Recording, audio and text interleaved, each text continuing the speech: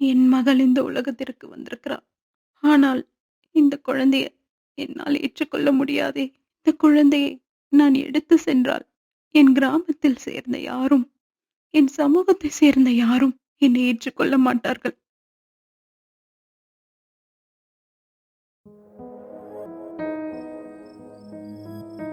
அப்போது மதியமாகிவிட்டது. 9 மாத கர்ப்பிணியான சாரா அடர்ந்த காட்டின் வழியாக நடந்து சென்று கொண்டிருந்தாள். திடீரென்று அவள் வயிற்றில் பயங்கர வலியை உணர்ந்தாள். ஐயோ, இது என்ன? எனக்கு இப்படி வயிறு வலிக்குது.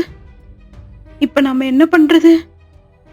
எனக்கு குழந்தை பிறக்க போகுதுன்னு நினைக்கிறேன். ஐயோ, ரொம்ப வலிக்குதே. யாருமே இல்லையே. ஐயோ அம்மா. பின்னர் சாரா தரையில் அமர்ந்து வலியால் கத்துகிறாள். சிறிது நேரத்திற்குள் மிக அழகான ஒரு பெண் குழந்தை பிறந்தாள். என் மகள் இந்த உலகத்திற்கு வந்திருக்கிறாள். ஆனால் இந்த குழந்தையை என்னால் ஏற்றுக்கொள்ள முடியாதே. இந்த குழந்தையை நான் எடுத்து சென்றால் என் கிராமத்தில் சேர்ந்த யாரும், என் சமூகத்தை சேர்ந்த யாரும் என்னை ஏற்றுக்கொள்ள மாட்டார்கள்.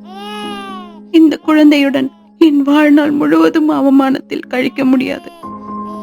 நான் திருமணம் செய்து கொள்ளாமல் தாயாகிவிட்டதால் இவளை ஊர் மக்கள் தப்பாக பேசுவார்கள். இந்த விஷயத்தை நான் எல்லோரிடமிருந்து ரகசியமாக வைத்திருக்க வேண்டும். பின்னர் சாரா அந்த அப்பாவி குழந்தையை எடுத்துக்கொண்டு நடந்து செல்லும் போது ஒரு குகை வருகிறது. அங்கே நின்று, இதுதான் ஒரே வழி. பின்னர் சாரா அந்த குழந்தையை குகையில் வைத்து விடுகிறாள். என்னை மன்னித்து விடு மகளே. நீ ஒரு சட்டவிரோத குழந்தை என்பதால் நான் உன்னை ஏற்றுக்கொள்ள முடியாது. ஊரும் அப்படிப்பட்ட குழந்தையை ஏற்றுக்கொள்ளாது. இந்த அவமானத்தோடு என்னால் வாழ முடியாது. பின்னர் சாரா குகை கதவை மூடிவிட்டு வீட்டிற்கு செல்கிறாள். சாரா வீட்டை அடைந்தவுடன் அவளுடைய தந்தை வருகிறார். சாரா, இவ்வளவு நாளா நீ எங்க இருந்த? இப்போ இவ்வளவு நாள் கழிச்சு திரும்பி வந்திருக்கிற. இத்தனை நாளா எங்க போன? எங்காவது போறதுக்கு முன்னாடி ஏன் சொல்லல எங்க கிட்ட? நீ தொலைந்து போயிட்டோன்னு நாங்களாம் ரொம்ப கவலைப்பட்டோம். அப்பா, நான் சொல்றத கேளுங்க. என்ன நடந்ததுன்னா, நான் என் நண்பரோட திருமணத்திற்கு போனேன்.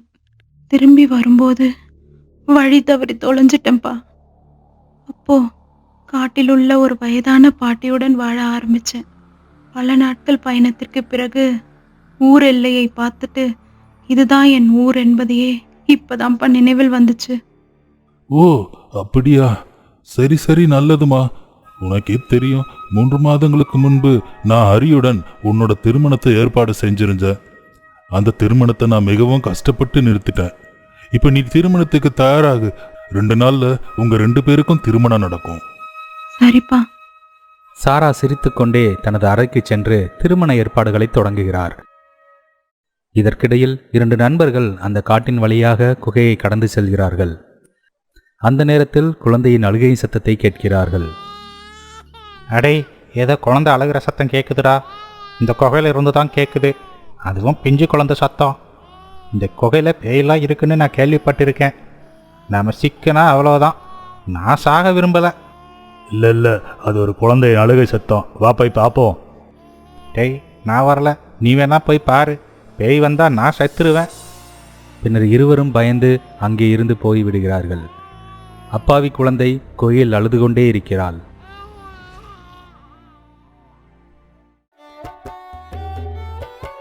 இதற்கிடையில் மறுநாள் காலையில் சாராவின் திருமணம் சிறப்பாக நடைபெற்று அவள் ஹரியை மணக்கிறாள். பின்னர் அவள் ஹரியுடன் தனது மாமியார் வீட்டுக்கு செல்கிறாள். மறுநாள் காலையில் அந்த காட்டின் வழியாக ராஜா சென்று கொண்டிருக்கிறார். அப்போது குகையில் இருந்து குழந்தையின் அழுகுரல் அவருக்கு கேட்கிறது. அட, இது என்ன? குகையிலிருந்து எப்படி அழுகை சத்தம் வருகிறது? நான் உடனே போய் பார்க்க வேண்டும். ராஜா குகைக்குள் நுழைகிறார். அங்கு அந்த குழந்தை தரையில் படுத்து கிடக்கிறாள். அவள் உடல் முழுவதும் எறும்புகள் ஊர்ந்து செல்கின்றன.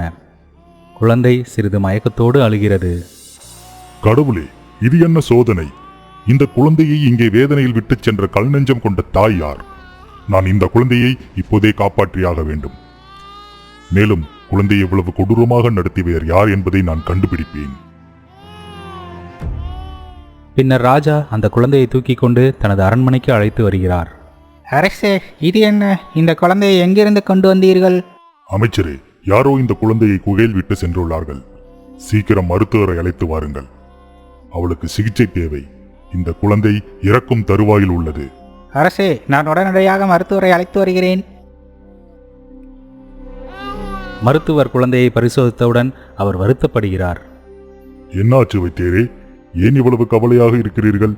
இந்த குழந்தையை காப்பாற்ற முடியுமா? மகாராஜா, இந்த குழந்தையின் நிலை மிகவும் மோசமாக உள்ளது. அவள் கிட்டத்தட்ட 2 நாட்களாக குகையில் கிடக்கிறாள். அவள் இறக்கப் போகிறாள். அவளை காப்பாற்றுவது சாத்தியமற்றது. அவளை காப்பாற்ற விரும்பினால் அவளுடைய தாயை கண்டுபிடிக்க வேண்டும்.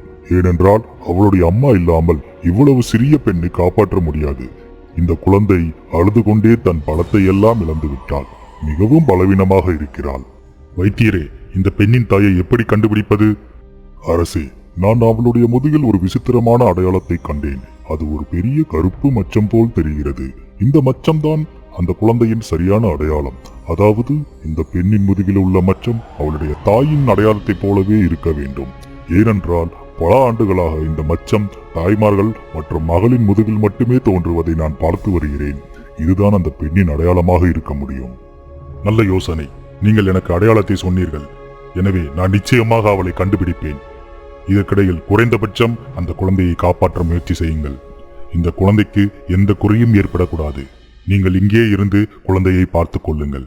சரி அரசே, நான் என்னால் முடிந்த அனைத்தையும் செய்கிறேன். ஆனால் தயவு செய்து அவளுடைய தாயை விரைவில் கண்டுபிடித்துக் கொண்டு வாருங்கள். இதை சொல்லிவிட்டு ராஜா அங்கிருந்து வெளியேறுகிறார். அப்போது அமைச்சர் அவரிடம் வருகிறார். அரசே, கிராமத்தில் தேடுவோம். அந்த பெண்ணின் தாய் நம் கிராமத்தைச் சேர்ந்தவராகத்தான் இருக்க முடியும். அமைச்சரே, நீங்கள் சொல்வது சரிதான்.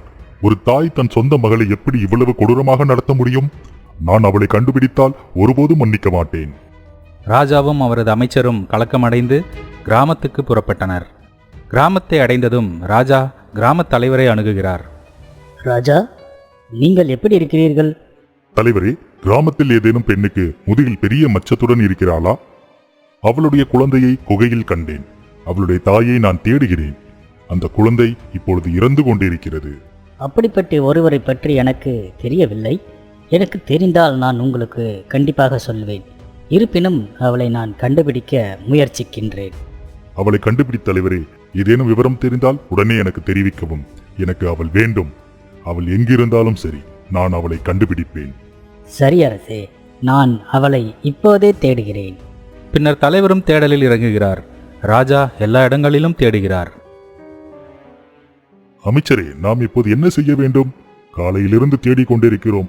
ஆனால் அந்த குழந்தையின் தாய் யார் என்பதை கண்டுபிடிக்க முடியவில்லையே. கிராமத்தில் உள்ள அனைத்து பெண்களின் முதுகிலும் உள்ள அடையாளங்களை நினைவில் வைத்திருக்கும் அளவுக்கு யாரும் கவனிக்க மாட்டார்கள். அரசே, எனக்கு ஒரு யோசனை இருக்கிறது. என்ன யோசனை அமைச்சரே? அந்த கிராமத்தின் மருத்துவச்சி தான் இந்த கிராமத்தில் அனைவருக்கும் பிரசவங்களை கவனிப்பார். குழந்தைகள் முதல் முதியோர்கள் வரை பிறந்த அனைவரையும் அவள் பார்த்திருக்கிறாள். எல்லா பெண்கள் முதுகிலும் உள்ள அடையாளங்களை அவள் நினைவில் வைத்திருக்க வேண்டும்.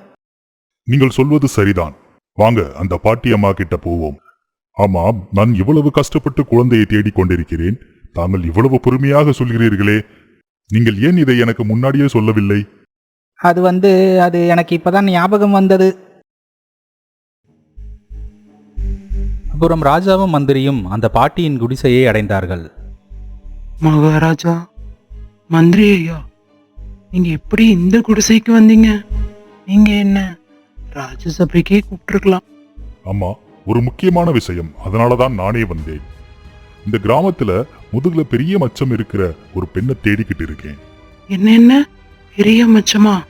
நம்ம கிராமத்திலேயே அது ஒரே ஒரு பெண்ணுக்கு மட்டும்தான் முதுகுல இருக்கு. சீக்கிரம் சொல்லுங்கள், அந்த பொண்ணு யாரு? அவளோட பெயர் சாரா.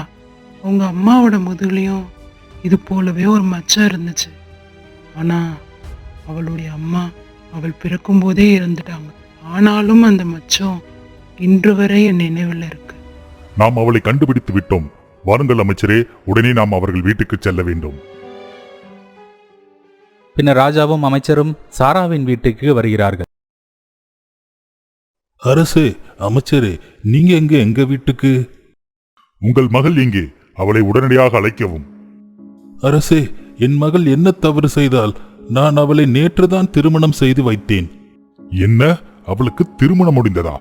ஓ, அதற்காகத்தான் இவ்வளவு பெரிய காரியத்தை செய்திருக்கிறாள். அவள் எப்படி இவ்வளவு இதயமற்றவளாக இருக்க முடியும்? நீங்க என்ன சொல்லுறீங்க?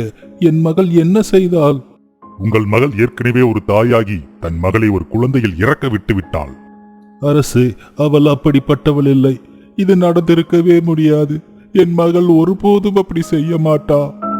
உங்கள் மகளின் முதுகில் உள்ள பெரிய மச்சம் இருக்கிறது போலவே அந்த குழந்தையின் முதுகிலும் உள்ளது அதே மச்சம். ஒரு தாய்க்கு மட்டுமே அத்தகைய அடையாளம் இருக்கும். அந்த மச்சம் சாராவின் அம்மாவின் முதுகிலும் இருந்தது. இப்போது அவன் வாழ்க்கையே பாழாகி விட்டது. உடனே சொல்லுங்க, உங்க பொண்ணை எந்த ஊர்ல கல்யாணம் பண்ணி வச்சிருக்கீங்க? பக்கத்து கிராமத்துல இருக்கிற ஹரின்னு ஒருத்தனுக்கு தான் என் பொண்ணை கல்யாணம் பண்ணி வச்சிருக்கேன். அமைச்சரே, நாம் இப்பொழுது தாமதிக்க கூடாது. ஏன்னா இது அந்த குழந்தைக்கு வாழ்வா சாவா பிரச்சனை. எப்படியாவது அவளை காப்பாற்ற வேண்டும். ராஜாவும் அமைச்சரும் அங்கிருந்து கிளம்பி ஹரி வீட்டுக்கு போறாங்க. ஏன் இப்படி சோதிக்கிறீங்க கடவுளே? சாராவுக்கு அம்மாவும் இருந்ததில்ல. இப்ப வீட்டுக்காரரும் விட்டு விடுவார். இந்த விஷயம் ஊருக்கு தெரிஞ்சா இந்த கிராமத்திலேயே சேர்க்க மாட்டாங்க. என் மானம் எல்லாம் போயிடுச்சு. கொஞ்ச நேரத்துல மந்திரியும் ராஜாவும் ஹரியோட வீட்டுக்கு வந்துட்டாங்க. சாரா, கணவர் ஹரியும் மாமியாரும் சிரிச்சு பேசிட்டு இருக்காங்க. இந்த காட்சி ராஜாவை மேலும் கோபப்படுத்துது. பாருங்க அமைச்சரே, அவ எவ்வளவு சந்தோஷமாக இருக்கிறா. எதுவும் நடக்காத மாதிரி தன் கணவரோடு பேசிக்கிட்டு இருக்கிறா. உண்மைதான் மகாராஜா. அப்பாவி மகளை இறக்க விட்டுட்டு எப்படி இவ்வளவு சந்தோஷமாக இருக்க முடியும்? இதற்கிடையில் அவர்கள் மூவரும் வீட்டிற்கு வெளியே வருகிறார்கள். என்னாச்சு மகாராஜா? நாங்கள் ஏதாவது தப்பு பண்ணி விட்டோமா? நீங்க வீட்டு வாசல் வரை வந்துள்ளீர்கள். தப்பு உங்களோடது இல்ல, உங்க மருமகள் தான். கல்யாணம் ஆகாமலேயே அம்மாவா ஆயிட்டா. ஒரு அப்பாவி குழந்தைய குகையில இறக்க விட்டுட்டு இப்போ இங்க வந்து இருக்கா. ராஜா, நீங்க என்ன சொல்றீங்க? எனக்கு குழந்தையே இல்ல. பொய் சொல்லாதே. நாங்கள் நன்றாக விசாரித்து விட்டு தான் இங்கே வந்திருக்கிறோம். உன் முதுகில் இருக்கும் மச்சத்தைப் போலவே அந்த குழந்தையின் முதுகிலும் இருக்கு. நீ இதை யாரிடமும் மறைக்க முடியாது. ஆனா இது எப்படி மகாராஜா? என் மருமகள் இப்படிப்பட்டவளா? என்னால நம்ப முடியவில்லை. இந்த மகாராஜரையும் என்னால நம்ப முடியல. நான் உண்மையைத்தான் சொல்கிறேன். நான் முழுமையாக விசாரித்து விட்டேன். இப்படிப்பட்ட ஒரு பெண் நிச்சயமாக தண்டிக்கப்படுவாள். அந்த குழந்தை தன் உயிருக்கு போராடி கொண்டிருக்கும் போது அவள் திருமணமாகி மகிழ்ச்சியான வாழ்க்கையை வாழ்ந்து கொண்டிருக்கிறாள். சாரா, நீ இவ்வளோ மோசமா இருப்பேன்னு நான் ஒருபோதும் நினைச்சு பார்க்கல. உன் எனக்கு 2 வருஷமா தெரியும். உன் அப்பா கல்யாணத்தை பத்தி பேசும்போது உன் எளிமையும் அமைதியான குணமும் எனக்கு ரொம்ப பிடிச்சிருந்தது. ஆனா இப்படி ஒரு முகம் அதுக்கு பின்னால ஒளிஞ்சிருக்குன்று நான் நினைச்சு கூட பார்க்கல. இங்கிருந்து போயிடு. உன் முகத்தை கூட நான் பார்க்க விரும்பல. ஹரி, நம்பு ஹரி. இதெல்லாம் ரொம்ப பொய். இதெல்லாம் வெறும் பொய். இது பொய் இல்ல, ராஜாவே நேர்ல வந்து சொல்றாரு. இதுதான் உண்மை. உன் அழுகை உண்மையை மறைக்காது. ஹரி கோபமாக வீட்டிற்குள் போகிறான். அப்போது கிராம மக்கள் கூடுகிறார்கள். வெட்கக்கேடு, அவமானம், அவமானம். இது என்ன மாதிரியான மருமக? திருமணத்துக்கு முன்பே அவ ஒரு குழந்தைக்கு தாயா? இப்படிப்பட்ட பெண்ணை யாரும் மருமகளாக ஏற்றுக்கொள்ள மாட்டார்கள் மனோரமா. ஆமாம், அப்படிப்பட்ட பொண்ணு உயிரோடு இருக்க வேண்டும். இப்படிப்பட்ட பொண்ணு முழு கிராமத்துக்கும் சமூகத்துக்கும் அவமானம். கடவுளே, என்ன காலம் இது! ச நீங்கள் சொல்றது ரொம்ப சரி. அவள் கண்டிப்பாக தண்டிக்கப்படுவாள். அப்புறம் ராஜா சாராவை கூட்டிட்டு போக ஆரம்பிக்கிறார். இல்லை மகாராஜா, நான் உங்க கூட வரவே மாட்டேன். என் கணவரையும் என் மாமியாரை விட்டுட்டு என்னால வர முடியாது. நீங்க என் வாழ்க்கையை கெடுத்துட்டீங்க. இப்படி செய்யாதீங்க. ராஜா கோபமாக சாராவை பிடித்து அரண்மனைக்கு இழுத்து செல்கிறார். கொஞ்ச நேரத்திலேயே அவங்க அரண்மனைக்கு வந்து சேர்றாங்க. உன்ன மாதிரி கல் நெஞ்சம் கொண்ட ஒரு அம்மாவை நான் பார்த்ததே இல்லை. நீ உன் சொந்த மகளை இறக்க விட்டுட்டு போயிட்ட. அவள் முறைகேடாக பிறந்த பெண்ணாக இருந்தாலும் அவ இன்னும் நீ பெற்ற குழந்தைதான். அப்புறம் எப்படி இவ்வளவு கொடூரமான குற்றத்தை செய்தாய்? அமைச்சரே, அந்த அப்பாவி குழந்தையை கூட்டிட்டு வாருங்கள். கொஞ்ச நேரத்துல குழந்தையை அமைச்சர் கொண்டு வரார். குழந்தையை பார்த்ததும் சாராவின் கண்களில் கண்ணீர் பெருகுகிறது. ஆனால் அவள் எதுவும் சொல்லவில்லை. இப்பொழுது இது உன் மகள் இல்லை என்று சொல்வாயா? ஆம், இது என் மகள்தான். இதைதான் என்னிடமிருந்து கேட்க விரும்பினீர்கள் இல்லையா?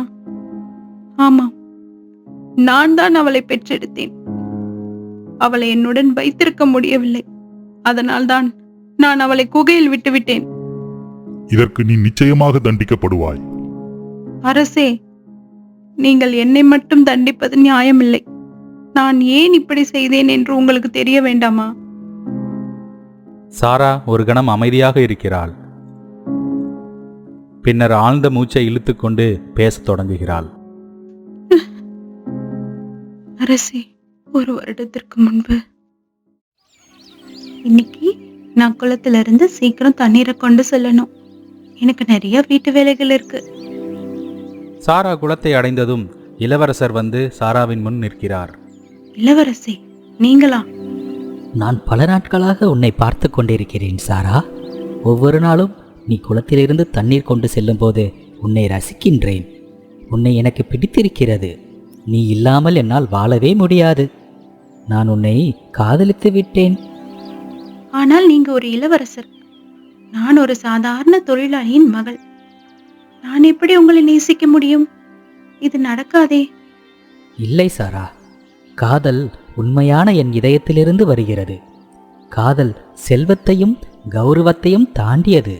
உண்மையாவா சொல்றீங்க? பின்னர் அவர்கள் மணிக்கணக்கில் அன்பாக பேசுகிறார்கள்.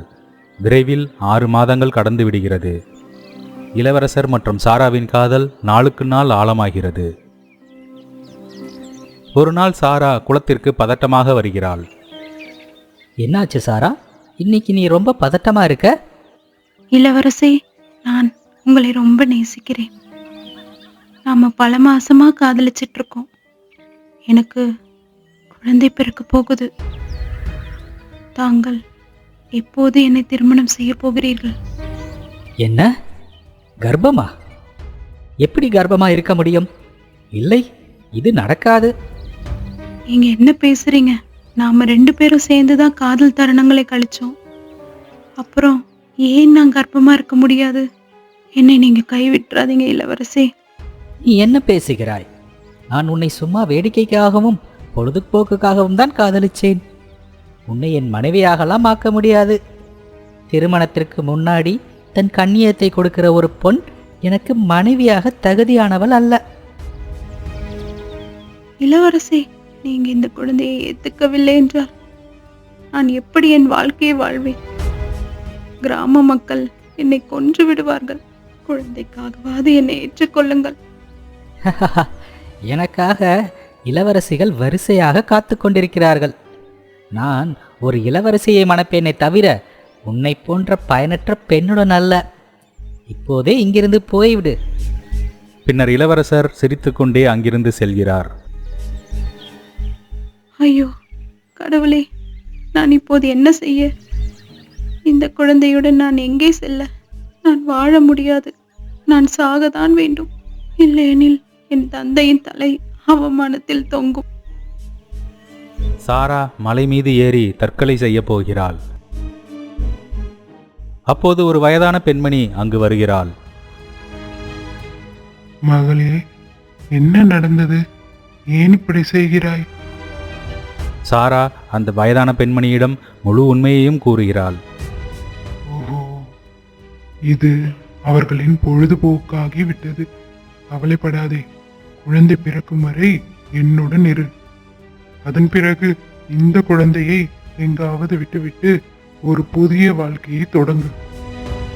நீங்க என்ன சொல்றீங்க? ஆமாம்மா, என் மகளுக்கும் இதேதான் நடந்தது. அவளும் ஒரு குழந்தையை பெற்றெடுத்து அதை காட்டில் விட்டுவிட்டாள்.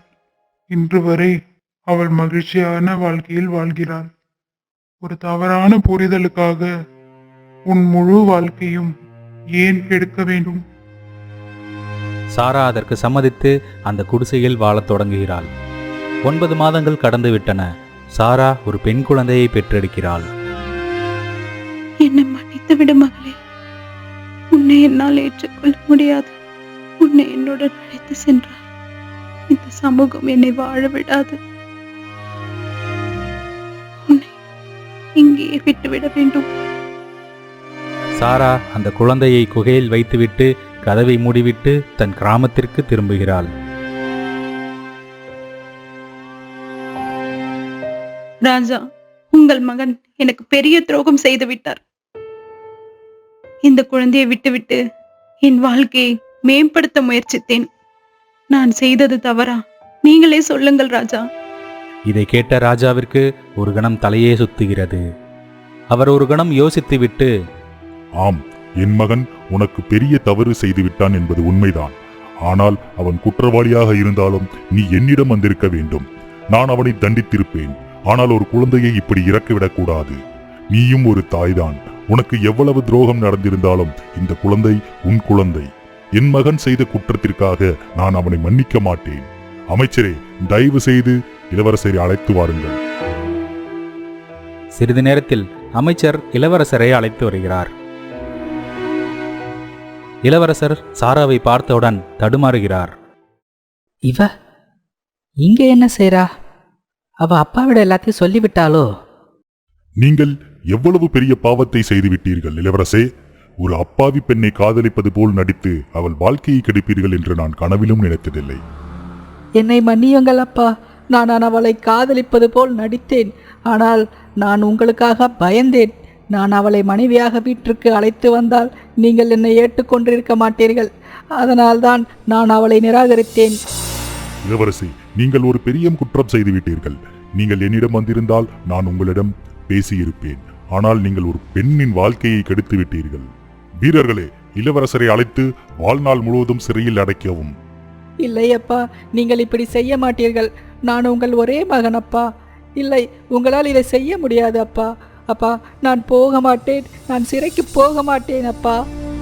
நான் இந்த தண்டனையை உங்களுக்கு இயற்றியே தீருவேன். ஏனென்றால் நீங்கள் ஒரு அப்பாவி பெண்ணின் வாழ்க்கையை கெடுத்து விட்டீர்கள். ஒரு அப்பாவி குழந்தை வாழ்க்கைக்கும் மரணத்திற்கும் இடையில் தொங்கிக் கொண்டிருக்கிறது. சரி, நீங்கள் ஒரு இளவரசராக இருந்தால் என்ன செய்வது? நீங்களும் ஒரு குற்றவாளிதான். குற்றவாளிகள் என் நீதிமன்றத்தில் கண்டிப்பாக தண்டிக்கப்படுவார்கள். பின்னர் வீரர்கள் இளவரசரை அழைத்துச் செல்கிறார்கள். பின்னால் நிற்கும் ஹரி இதையெல்லாம் கேட்டுக்கொண்டே சாராவின் முன் வந்து நிற்கிறான். சாரா, நான் எல்லாத்தையும் கேட்டேன். நான் உன்னை தவறாக புரிந்து கொண்டேன் சாரா. இளவரசர் உன்னை கெடுத்து விட்டார். இதில் உன் தவறு எதுவும் இல்லை. நானே உன்னையும் குழந்தையையும் பார்த்துக் கொள்கிறேன். ஹரி, சாராவும் இதில் தவறு செய்திருக்கிறாள்.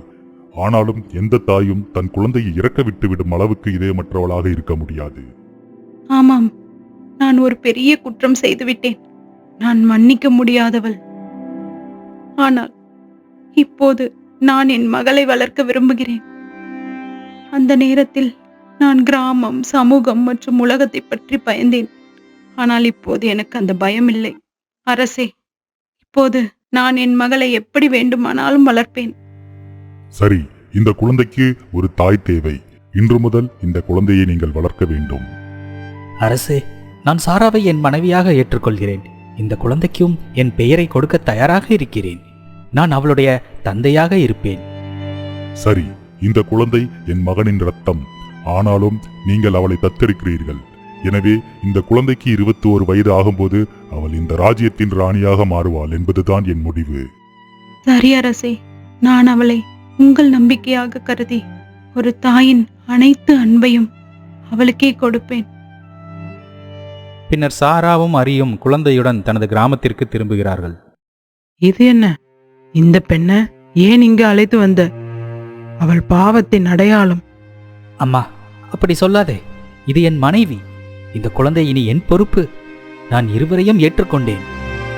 இல்லை இல்லை, இப்படிப்பட்ட ஒரு பெண்ணுக்கும் இந்த குழந்தைக்கும் என் வீட்டில் இடம் இருக்காது. நீ அவர்களுடன் வாழ விரும்பினால் நீயும் இந்த வீட்டை விட்டு வெளியேறு.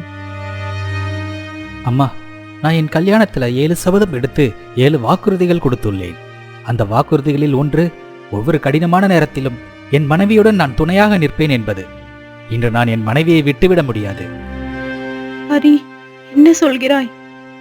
இல்லை இல்லை, எனக்காகவும் என் குழந்தைக்காகவும் உன் தாயை விட்டு செல்லக்கூடாது. இல்ல சாரா, நான் உனக்கு என் வாக்கை கொடுத்திருக்கிறேன். அதனால் உன்னை தனியாக விட்டுவிட முடியாது. இப்போதே போகலாம், வா. பிறகு ஹரி சாராவையும் குழந்தையும் அழைத்துக் கொண்டு வீட்டை விட்டு வெளியேறுகிறார். அவர்கள் காட்டில் ஒரு சிறிய குடிசையை கட்டி சாரா, ஹரி மற்றும் குழந்தையுடன் தங்கள் வாழ்க்கையை வாழத் தொடங்குகிறார்கள்.